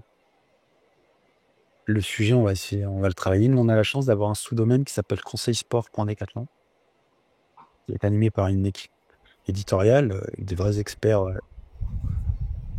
similaires à des journalistes en fait, en réalité. Et il n'est pas dans mon scope aujourd'hui. Par contre, c'est une formidable machine à nourrir les IA et à être positionné sur les requêtes informationnelles, en fait. Parce qu'on a un média incroyable qui fait beaucoup de trafic en vrai. Et en fait, lui, il fait ce haut tunnel, en fait. Donc, c'est lui, en tout cas, qui va devenir la machine à bascule entre les LLM et demain les commerces. C'est peut-être la renaissance du plan d'action. C'est peut-être la renaissance des blogs, finalement, de l'autorité, du pilier de notoriété, du netlinking. Parce qu'en fait, il faut être présent non plus sur un seul site, mais sur une dizaine de sites pour essayer d'être crawlé au maximum par les LLM. L'avantage aujourd'hui, c'est que les IA, elles sont moins chiantes que Google sur la duplication de contenu, sur les contenus générés par les IA. Elles sont beaucoup plus permissives à l'heure actuelle quand tu arrives à leur forcer tes contenus. Du coup, ce qui est super intéressant, c'est que au lieu de faire des PBN pour mettre des liens, on va faire des PBN pour faire des mentions. Pas chez Decat. Mais c'est presque encore plus facile, en fait. Tu prends 10 000 blogspots, ça va être facile, en fait. Si tu veux les nourrir, tu vas les nourrir. Ok. En fait, j'avais quand même une question là-dessus, excuse-moi. Du coup, est-ce que tu penses que c'est crawlé par les IA des sites pourris, quoi? On va pas se mentir, un PBN, c'est pas quali. Parce que quand tu fais la requête IA, tu vois quand même les petites bulles des sites qui sont crawlés, c'est quand même les sites normalement qui sont tout en haut, non? Non, et moi j'ai fait encore une requête parce que je regarde là pour une trottinette électrique, pour un modèle un peu spécifique, tu vois, le truc qui monte, bon, c'est limite à 25 normalement, mais un truc bien, tu vois, un bon truc qui peut se débrider, tu vois, pour aller sur terrain clé. Il me sort des sites, c'est scandaleux, hein. Il me sort des sites, c'est pas ouf, hein. Je les ai pas dans la première page de Google, mais souvent, il va quand même prendre les meilleurs sites dans Google. Mais dès que tu creuses un peu, il a tendance un petit peu à s'éparpiller. D'accord. J'avais une remarque là-dessus. Je me suis fait une réflexion il y a pas si longtemps que ça. Je me suis dit, mais en fait, les mecs qui font de l'affiliation en SEO, j'ai l'impression que ça va être les dindons de la farce de toute cette vague LLM, parce que ils vont à la fois générer de manière gratuitement des gigamentions pour les annonceurs. Ils vont les foutre dans des classements, ils vont mettre des bons avis et tout, dans l'espoir que ça facilite leur conversion, leur trafic, tout.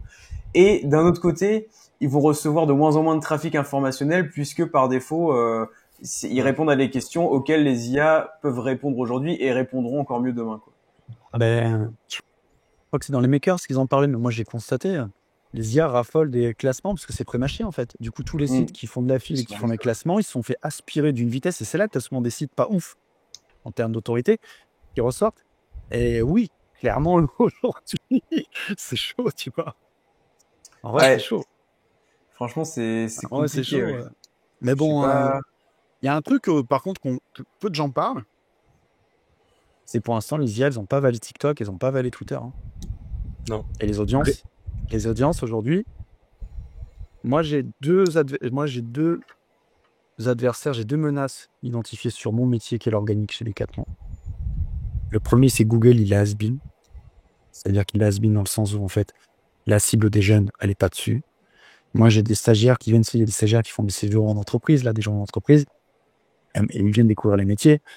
Alors déjà, pour eux, le SEO, c'est lunaire, tu vois, c'est un truc, c'est abstrait, tu vois. Et ils se disent, ah mais moi, j'utilise Google quand ma mère, elle me le dit, tu vois. Alors déjà, j'ai pris une claque ce jour-là, tu vois. Ouais. Et en fait, ils récupèrent l'info dans TikTok, ils utilisent le moteur de recherche de TikTok, tu vois, ils vont faire ces trucs-là. Ça, c'est la première chose, ou d'Instagram. Et la deuxième chose, c'est que les audiences se déportent de Google et vont vers les LLM. Et le social media. N'oubliez pas le social media quand même, parce que c'est des audiences de barré aujourd'hui. Du coup, en fait, Google ne sera jamais battu par un moteur de recherche. Moi, j'en ai une conviction. Parce qu'en fait, c'est plus le sujet.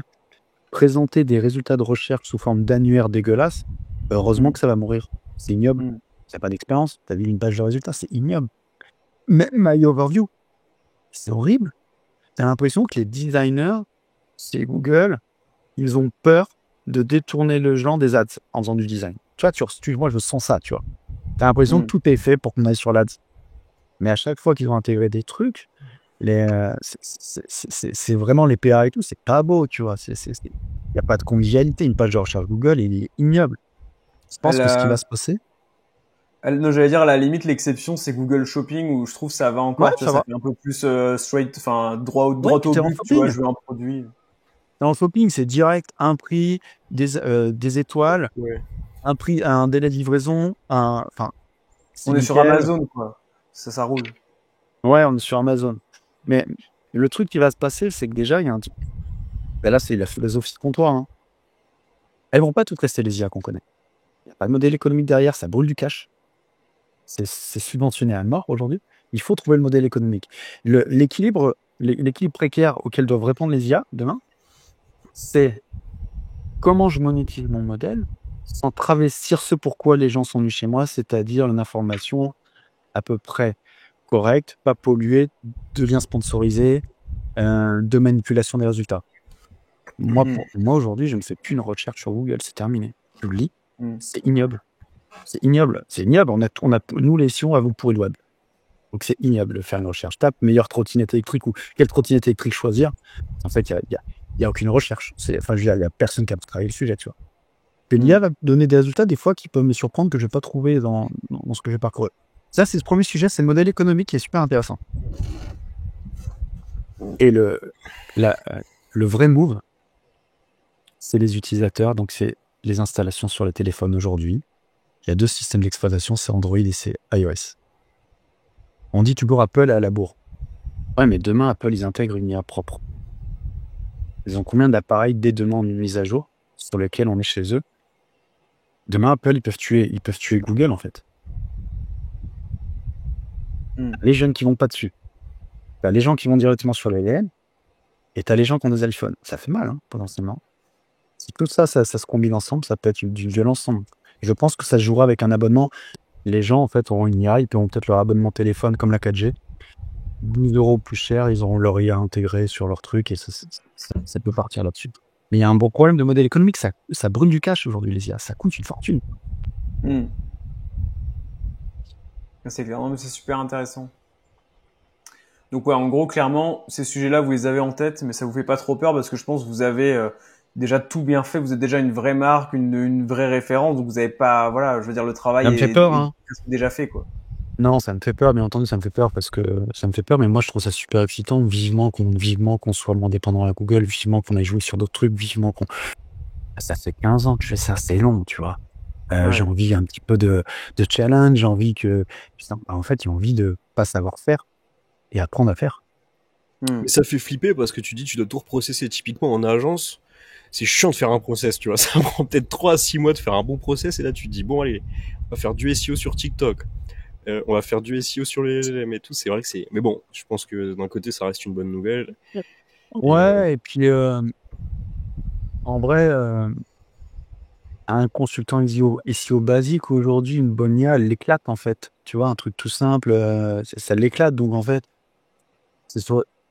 heureusement qu'il y a une porte qui s'ouvre parce qu'il y en a une qui est en train de se fermer, tu vois. C'est mon intime conviction. Hein. Mais il y a beaucoup de sujets sur lesquels en SEO... Les IA, tu prends Claude, c'est violent. Moi, je te rejoins là-dessus. Je sais pas ce que tu en penses, Paul, mais finalement, on devient 10 fois plus productif, voire 100 fois plus productif. Si vraiment on est honnête, tu peux peut-être être 100 fois plus productif ou 100 fois plus intelligent qu'avant grâce aux IA, si on les utilise tous à fond, quoi. Et du coup, en fait, bah, tu dois devenir un consultant marketing global pour pouvoir, parce que justement, en 1 heure, tu fais beaucoup plus qu'avant, et donc ça s'aligne un peu, comme quand je te rejoins bien quand tu dis il y a une porte qui se ferme et une porte qui s'ouvre en même temps, quoi. C'est Par qu'en contre, fait, il faut, faut pas faut sortir avec la porte se referme.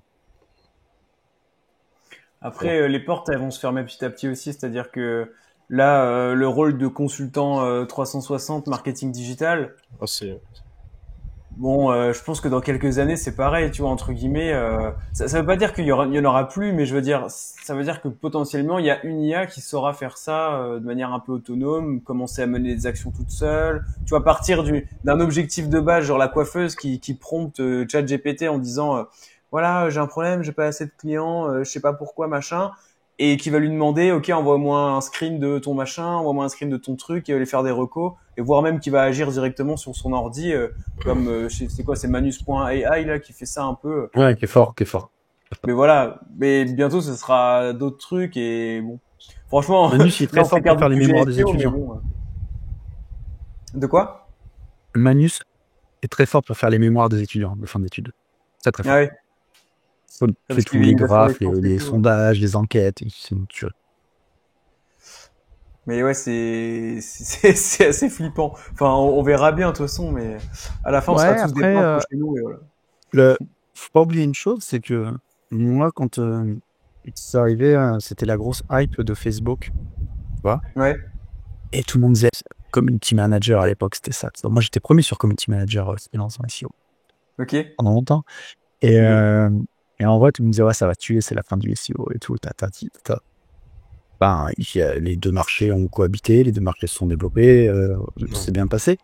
Faut pas oublier une chose aujourd'hui. Hein. Moi, je les vois les canaux et je vois les rentabilités des canaux. Je sais pas comment tu vas faire le CA conf en SEO sur les autres canaux. Et en SEO. En SEO et en SEO. Parce que moi, je parle search global. Aujourd'hui, quand je vois les rentabilités des autres canaux, bon courage. Bon courage. Mais si t'enlèves le trafic marque, c'est toujours pareil, c'est la même conclusion. Et les taux de conversion et les paniers, Ouais. c'est hardcore. Hein. Si demain t'as plus Google, et que les gens seront plus agressifs pour acheter sur les réseaux sociaux parce qu'il faudra une porte d'entrée. Mais en réalité, il va y avoir un vrai problème, il va y avoir un vrai sujet économique, c'est on a goûté à un trafic pas cher, là. Un trafic qui faisait du CA pas cher. On a goûté à ça. Et pourtant, il y a beaucoup d'entreprises qui sont à peine à l'équilibre sur la rentabilité du mix SEO SEA. C'est-à-dire, elles te disent, faut pas que les CPC montent parce que je ne retrouve pas, ma marge est trop faible. Ben, pourtant, ça reste les deux. Le search reste quand même le canal aujourd'hui. Je parle dans le retail mass, hein, dans le mass market, je parle pas dans d'autres sujets, sur lequel on n'a pas trouvé mieux encore. Hein. À la fois en volume et en rendement. Il y aura toujours l'attente internaute de taper un nom de produit, d'avoir un listing, de pouvoir trier selon les avis, les trucs. Après, c'est répondu via Amazon aussi, ou Google Shopping en mode un peu plus moderne. Mais en fait, Google Shopping, c'est Amazon. Enfin, je vois ça comme des trucs très similaires qui répondent aux mêmes attentes, aux mêmes voilà. Et je me dis ça au moins, ça va rester entre guillemets. Après, par contre, pour tout ce qui est ouais, les liens bleus classiques, même pour la vente de services, c'est un peu plus compliqué. On n'a pas de marketplace de services. Enfin, il y en a plein d'indépendantes, mais il n'y en a pas une grosse. Il n'y a pas le Amazon du service, par exemple. Ou alors, c'est pas Cali, quoi. C'est des trucs qui brassent trop de trucs. Mais peut-être que tout sera éclaté. Peut-être que ça sera comme un peu sur des apps. T'as une app pour ça, t'as une app pour ça, t'as une app pour ça. Ce sera peut-être ça, en fait. Pas très grave. On s'adaptera, nous. Il y aura toujours des gens pour souhaiter qu'on les accompagne là-dessus. Ouais, d'ailleurs, à nous après de faire la bonne offre au bon prix, avec les bonnes conditions et les bons services clients. Ouais, moi, Amazon, aujourd'hui, par exemple, mon expérience s'est énormément dégradée. Aujourd'hui, je ne vais plus sur Amazon. Ok. Le retail média d'Amazon fait qu'aujourd'hui, j'ai l'impression d'être sur AliExpress. Ok. Vous avez vu les résultats mis en avant, la qualité, elle s'effondre. Tu veux dire les sponsors ou tout organique aussi? Ouais, les sponsors, ce que j'appelle le retail média, ou enfin, le fait que des gens payent pour être affichés, ça a pris une ampleur. Aujourd'hui, t'es obligé de scroller pour trouver des produits qui sont juste, peut-être, juste conformes au CE, tu vois? Tu vois? Ouais. Non, mais en fait, ça fait flipper, tu vois? Il y a des trucs, ça me fait flipper. Ouais, non, je suis d'accord. Je suis d'accord. J'achète pas mal sur Amazon, moi, et c'est vrai qu'à chaque fois, je me dis, mais attends, c'est ouf, là, les 4 premiers, déjà, c'est sponsor. Des fois, t'en as un qui est organique, et après, ça reprend sur un sponsor. C'est hyper fourbe. Enfin, Ouais, c'est pire que Google. et la mention sponsorisée, en plus, elle est vraiment, vraiment fine, gris sur blanc, là, c'est... Je pense qu'ils ont... Et, En tout cas, moi, j'ai un sentiment d'exigence et enfin, une qualité perçue de la manière dont on tient le site et de la maîtrise de l'offre. C'est énormément dégradé. Du coup, je suis moins confiant que tu vois comment il est sur Amazon. Surtout quand je vois les trucs 3-4 fois moins cher ailleurs. Et enfin, tu vois, il y a beaucoup de raisons. Je me dis, si je voulais acheter un truc cheap, c'est pas chez Amazon que je voulais aller, en fait, tu vois. Là, Ouais, prends un clairement. truc, regarde les trottinettes électriques et tout. T'as 40 marques no-name avant. Enfin, tu t'es perdu, c'est le bordel, quoi. Ouais. Non, c'est vrai. En fait, je trouve Amazon, ça marche couplé à ChatGPT. Moi, je le fais beaucoup, c'est-à-dire, je vais chercher un produit spécifique. Je vais taper genre, voilà, gel d'aloe vera, tu vois, par exemple. C'est un exemple parce que j'en ai trouvé un vraiment bien sur Amazon. Et en gros, je vais consulter les trucs, je vais regarder les prix au litre, au prix au kilo, et je vais regarder la composition et je fais un copier-coller des ingrédients et ChatGPT, tu vois.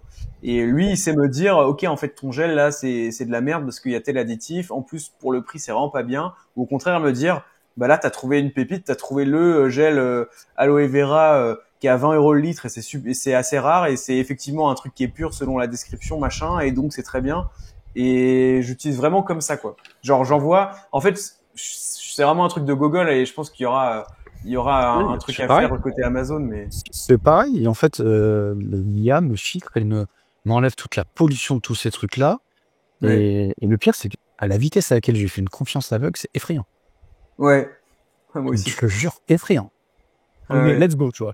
Let's go. Limite, donne-moi ouais. ton lien, c'est bon. J'ai même pas envie de sortir chez toi, t'as ma CB enregistrée, envoie-le-moi demain. Ouais. J'en Ouais, non, suis là, j'en suis là, moi. C'est quand même magnifique aussi l'opportunité. Du coup, enfin, ce qu'on appelle Ah ouais. le GEO, j'ai fait un Ouais, post. Géo, ouais. Voilà, le SEO sur les LLM, c'est vrai que c'est une superbe opportunité pour le coup. On n'y est pas encore à fond dedans parce que bah c'est, enfin je sais pas, Ah, mais mais est-ce que tu lui feras confiance quand il te mettra des trucs sponsors et des liens d'affiliés comme il est en train de là, il y en a qui apparaissent déjà. Tu ah lui mais feras je pense confiance ou pas? que non mais je pense que c'est en fait si toi Loïc qui est dans le web dans le SEO tu utilises aveuglément je veux dire les recos c'est-à-dire que ils sont peut-être déjà gagnés quelque part tu vois. Et donc, Oui, ils je sont pense qu'on est forts. même en retard, en fait, en termes de service versus la réalité du marché, ça se trouve. Parce que toi, tu disais 7%. Non, c'est trop, 7%. Non, non, j'ai eu écho aux idées, je peux pas citer l'agence et tout, mais qu'il y avait un client dans la beauté et ça va atteindre 8%, c'est la plus grosse part, 8%. C'est C'est énorme. gigantesque. Quand tu dis, bon, C'est allez, énorme. peut-être que le SEO, c'est 50% avec les marques, 8%, c'est juste gigantesque. Ça se trouve, ça va en fait, c'est déjà très, très 2 ans. avancé, je pense. En 2 ans. fait, je pense qu'on est 2 ans. déjà dedans, moi. Et Ouais. que le service, et que les prestataires arrivent, mais que je pense que dans la réalité, on est déjà dedans. Je suis persuadé. Même moi, on me contacte pour SEO Monkey, même on t'a trouvé sur ChatGPT alors que j'ai pas du tout fait des SEO LLM, tu vois. Puis en fait, c'est du naturel, ça scrape Google et tout. Et je pense que ça va être un kiff aussi de s'y mettre, même si ça fait chier de refaire des process et de changer, de sortir de sa zone de confort, parce que les Les résultats. mecs vont sortir des super outils de monitoring, nanani, nanana. On va juste leur donner, ils vont juste nous donner leur RIB. On va faire 2-3 retours pour améliorer l'outil, on va y aller. Ouais. Hmm. Ah, moi, j'attends ça. Et surtout que quand j'ai creusé un peu le sujet de mon côté, euh, tu te rends compte qu'en fait, c'est une surcouche que tu ajoutes à du SEO Google, en fait. Et sachant qu'il y a toujours des gens qui utiliseront Google pendant là encore pas mal d'années, je dis pas la majorité des gens, mais tu vois rien que moi, par exemple mes parents, Énorme. voilà, ils sont pas forcément prêts, tu vois, déjà à parler à une IA et tout ça. Il y aura toujours, je pense, des recherches Google. Et enfin bon bref, donc ouais, c'est une surcouche en fait. Hein. En vrai, moi, c'est un truc, ça fait 8 ans, 10 ans que ça me marque. L'expérience. Et c'est pas péjoratif, mais quelle est la différence d'expérience entre Google et page jaune? Ouais. Des résultats, des listes et des listes, comme sur l'annuaire papier. Ouais, c'est C'est ça. horrible. Ils ont quand C'est même, je horrible. trouve, un système d'autorité qui est pas trop dégueulasse, notamment quand je croise avec ChatGPT qui n'en a juste pas, tu vois, qui va juste crawler le Bing et tout. Et ben je trouve que c'est un truc sur lequel il se démerde bien. Et tu vois, j'avais un cas, j'en parlais, c'est que j'étais en Estonie là en vacances, en vacances travail entre guillemets, quelques jours. Et je voulais savoir, tu vois, c'était quoi le système de livraison là-bas, tu vois, le Uber Eats, parce que je voulais me faire livrer un truc. J'ai tapé Food Delivery dans la SERP et je me suis dit, bah, je sais que le premier, normalement, il y a de fortes chances pour que ce soit vraiment l'acteur spécialisé, le truc connu que les gens utilisent ici. Et c'est exactement ce que j'ai fait. Et ça, si je l'avais demandé à ChatGPT, il y a peut-être une chance pour qu'à un moment il crawl un truc et qu'il y ait un classement des systèmes de food delivery en Estonie machin, mais tu vois ça aurait été biaisé, je le sais en fait, tu retombes sur les tu retombes sur les trucs d'affi Google que t'aimes pas en fait au final. Ouais, mais du coup, un moteur de marque, mais c'est pas dur à faire un moteur de marque en vrai. Ouais, Ils bah, veulent après, le faire, les IA ils le font facilement, hein. Hmm. Mais c'est vrai que la Mais notion du PageRank et du vote, la notion du vote, hein, un lien est un vote, ça a fait le succès parce qu'il faut savoir qu'avant Google, et sans passer pour un boomer, c'était dégueulasse. Et là, bah, le problème, c'est que tout a été manipulé, donc ça redevient dégueulasse. Navboost doit normalement permettre de contrecarrer ça. ouais. Je pense que s'il pousse le curseur fort, il y a vraiment moyen de contrecarrer ça. Hmm. Mais est-ce que c'est le combat, en fait, là? Je pense que le combat, il est pivoté, hein. Il n'est pas seulement d'améliorer les résultats, il faut pivoter, là. Ouais. Non, c'est sûr, hein. De toute façon, c'est ce qu'ils font. Vous avez peut-être pas un budget d'achat de domaine chez Decat pour acheter les comparateurs de toute la SERP là, pour faire Non, par du contre, SEO. on a une personne qui s'appelle Ives qui est en charge de l'affiliation avec Martin et il travaille, il a mis nos affiliés et tout. Et tu sais, tu peux faire les deux, c'est-à-dire tu as des affiliés qui sont des partenaires et avec qui tu travailles, avec qui tu relais les opérations commerciales, avec qui tu mets en place des événements.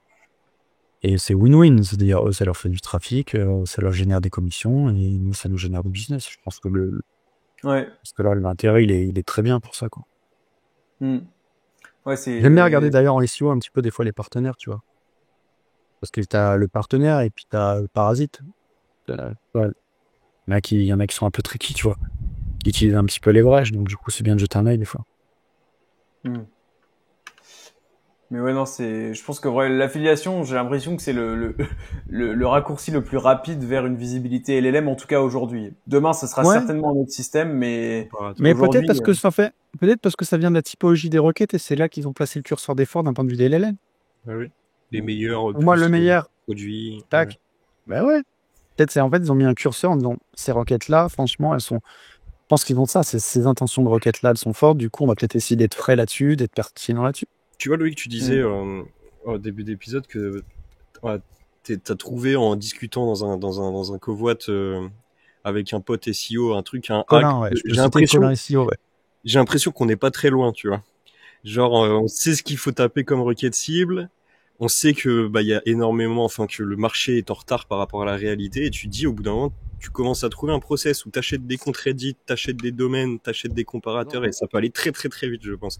Et j'ai du mal à imaginer un filtre ChatGPT, quoi, comme on en a sur Google tous les, tu vois, aujourd'hui. Il viendra quand ça sera ignoble. C'est-à-dire quand ça sera dans 2 ans, comme tu dis, tu veux. Mais je pense qu'aujourd'hui leur sujet il est pas forcément là-dessus. Moi, je me suis posé la question si OpenAI était pas branché directement à une API Microsoft. Je pense.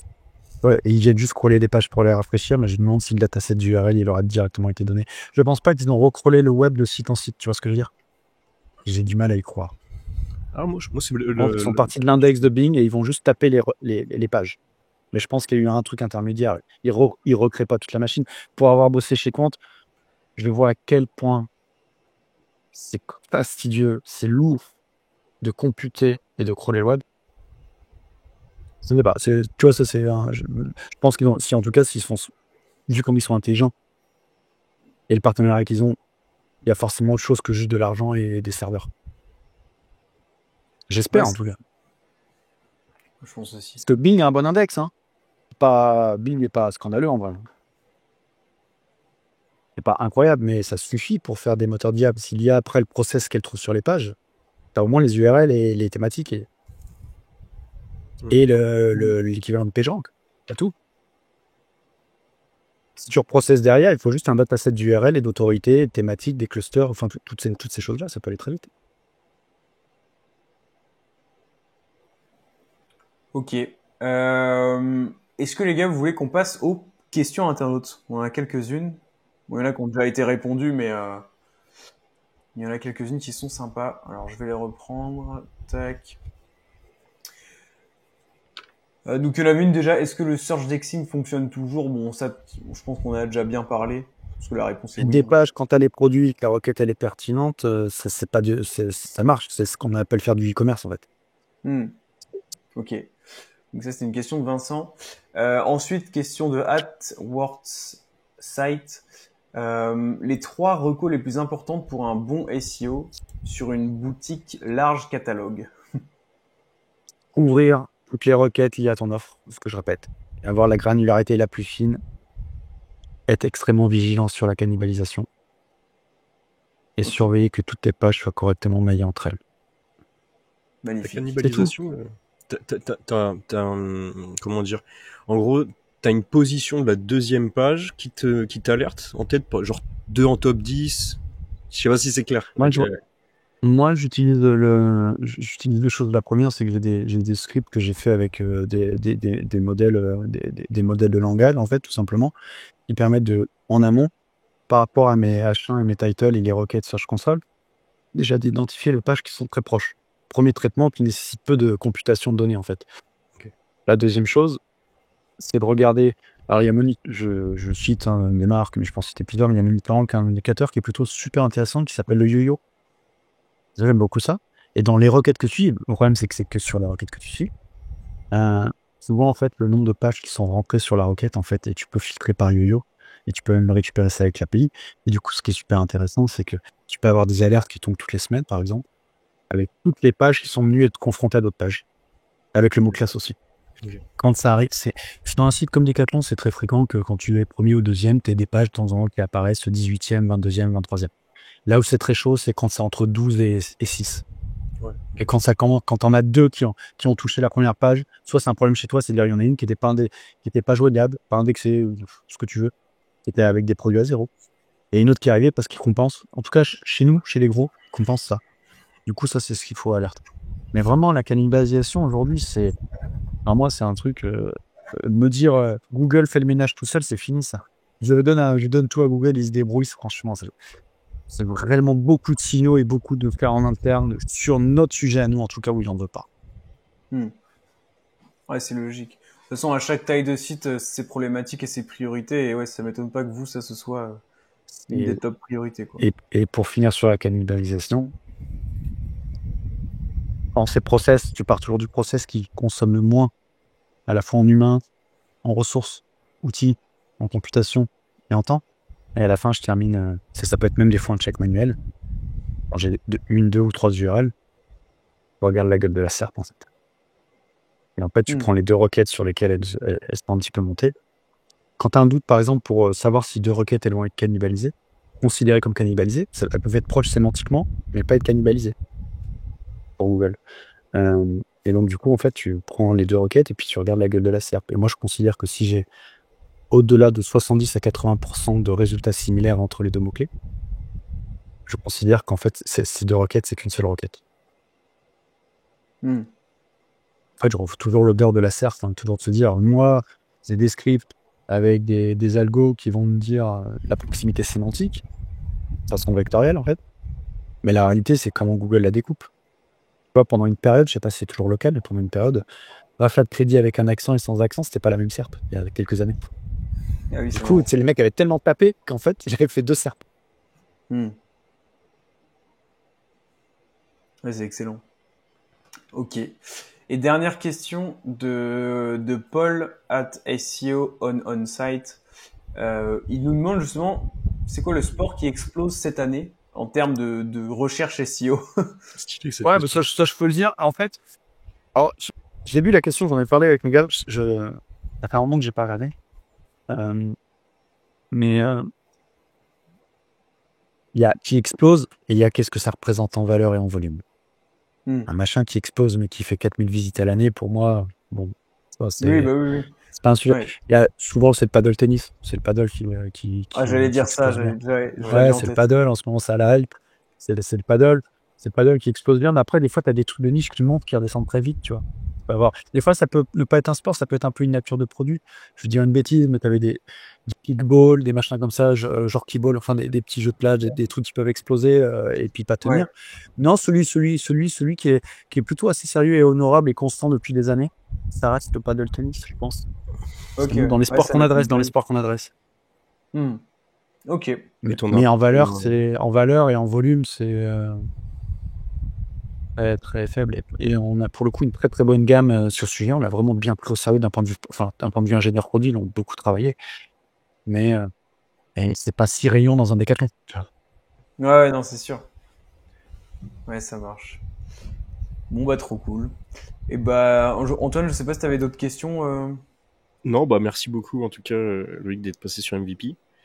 Super Ouais. intéressant. On avait reçu Pierre Bruat, c'était un peu la même typologie de site et c'est vrai qu'on a des problématiques similaires d'indexation, de search dexing, de cannibalisation, etc. Donc c'est franchement Ouais. trop cool.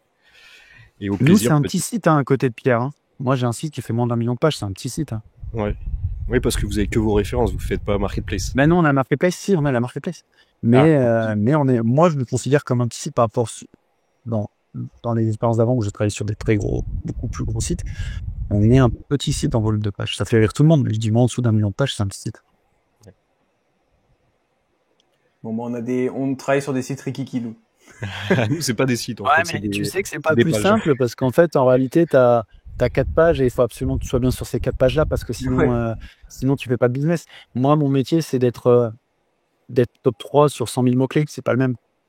C'est Ouais, pas bah d'être ouais. top 1, même si on aime le top 1 et on se bat et il y en a, on va aller les chercher, tu vois, il y a des requêtes, on a de l'ego, quoi. Mais, Ok. en fait, aujourd'hui, même pour être honnête, je crois que je prendrais plus de plaisir à travailler sur un site de 10 pages où si j'ai pas ces 10 requêtes, je j'existe pas, tu vois. C'est vrai que Ouais, ouais. ça doit être assez drôle de bosser sur un site comme Decat dans le sens où tu fais un truc, tu forces l'indexation, et là tu vois, tu prends 15 positions d'un coup, ça doit aller très très vite, J'ai quoi. jamais forcé une indexation sur Non, mais des sur la quêtes. Search Console, ouais, t'as même pas besoin, ça va très Mais vite, quoi. non, bah non, parce qu'en fait, même quand on crée des pages, on les crée, et on passe sur un autre sujet, et on a on a un maillage, on en a pas parlé, mais on a développé un maillage interne qui est plutôt super sophistiqué il y a quelques temps de ça. Et donc, du coup, ça passe dedans et c'est plutôt smart. Donc, oh, je crois pas que j'ai essayé d'indexer. Si une fois j'avais j'ai une page qui a jamais voulu s'indexer de toute l'histoire chez Decathlon. Elle était indexée, elle a sauté, c'était je crois Kayak à l'époque. Le Kayak. Mais genre, le gars avant, à part aussi, et moi non plus. Bah, j'ai fait à l'ancienne, hein. 301, hein. Bah, elle a voulu s'indexer. On n'a jamais su pourquoi cette page, j'en voulais plus. Ah, j'ai dit, j'ai pas le temps, hein. Sauf si c'était un bug, hein. On- Une pénalité Ouais, mais bizarre. c'est incroyable. Ouais, Il y en a peut-être d'autres, tu vois, il y en a peut-être d'autres, sauf que là, c'était une page quand même assez haute dans l'arborescence. bizarre. Mhm. Ok, bon, bah, très fun. Non, bah, je pense qu'on a fait un bon petit tour, hein. Loïc, merci beaucoup d'être venu, d'avoir partagé tes tips, ta vision, même bah, ton expérience passée, etc. C'était vraiment super intéressant. Et puis voilà, les auditeurs, n'hésitez pas à nous dire ce que vous en avez pensé dans les commentaires. Pareil, si vous avez même des suggestions d'invités, bah on prend, hein, comme ça, on envoie un petit message, on voit si c'est possible. En tout cas, ça fait vraiment plaisir de recevoir tout ce qui est head of de grosses boîtes. Franchement, c'est vraiment, je pense, les Moi, j'en meilleurs. ai un à vous suggérer. Ah ouais, vas-y. Un monstre. C'est Alexandre qui travaille pour le groupe Bowen, Burton, tout ça, qui est à Manchester, qui est un Français. Ok, Je vous donnerai ses coordonnées. ok, ça marche. Bon bah top comme ça. Je te Très très prendrai ça fort. après. Ok. Et c'est quelqu'un qui est chaud d'intervenir dans des podcasts, etc. ou? Je sais pas, vous allez voir, mais Ok, on va l'introduire. Ça, tu t'es pas obligé de le garder, mais on va l'introduire. S'il est chaud, mais moi, j'ai pris une claque. ok. Il est chaud. Il est chaud.